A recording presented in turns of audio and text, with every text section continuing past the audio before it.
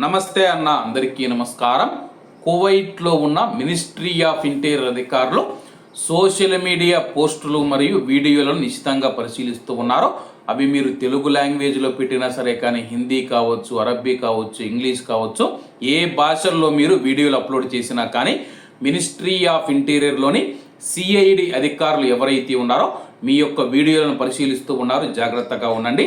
Kuwait దేశానికి వ్యతిరేకంగా Kuwait రాజుగారిని కించపరుస్తూ, లేకపోతే ఇతర దేశాలను అవమానపరుస్తూ, లేకపోతే ఇతర మతాలు కావచ్చు, కులాలు కావచ్చు, వాటి గురించి దుర్భాషలాడుతూ, లేకపోతే ఒక వ్యక్తి ఫోటో పెట్టి అతన్ని తిట్టడం కానీ కించపరచడం కానీ చేస్తే కానీ అటువంటి వారినైతే అధికారులు ట్రాక్ చేస్తూ అరెస్ట్ చేస్తూ ఉన్నారన్నమాట. కాబట్టి కువైట్లో ఉన్న మన భారతీయులు ఎవరైతే ఉన్నారో టిక్టాక్లో మనం చూసుకుంటే కానీ ఒకరినొకరు దూషించుకుంటూ ఉంటారన్నమాట. ఈ వీడియోలు అధికారులు ట్రాక్ చేస్తే కానీ మీ పైన చట్టపరమైన చర్యలు తీసుకొని కువైట్ దేశం నుంచి బహిష్కరించే అవకాశం ఉందన్నమాట. కాబట్టి ఇప్పటికైనా వీడియోలు చేస్తూ ఉన్నవారు, సోషల్ మీడియాలో పోస్టులు పెడుతూ ఉన్నవారు జాగ్రత్తగా ఉండండి. ఎందుకంటే అధికారులు ట్రాక్ చేసేసి చాలా నిశ్చితంగా పరిశీలిస్తూ ఉన్నారనమాట. అలాగే మనం మాట్లాడుతూ ఉన్న వీడియోలు ఏవైతే ఉన్నాయో అవి అధికారులు ట్రాన్స్లేషన్ చేసుకొని వింటూ ఉన్నారనమాట.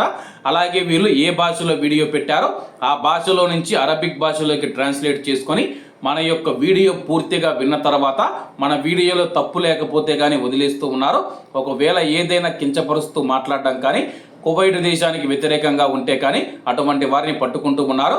ఇటీవల కాలంలో కువైటీ ప్రజలనే పట్టుకోవడం జరిగిందనమాట. వాళ్ళు కువైట్ దేశానికి వ్యతిరేకంగా ఉగ్రవాదులకు అనుకూలంగా అయితే మాట్లాడుతూ ఉండడంతో అటువంటి వారిని గుర్తించి కోర్టు ముందు హాజరుపరిస్తే వాళ్లకు జైలు శిక్ష మరియు జరిమానా విధించిన ఎన్నో కేసులు ఉన్నాయన్నమాట.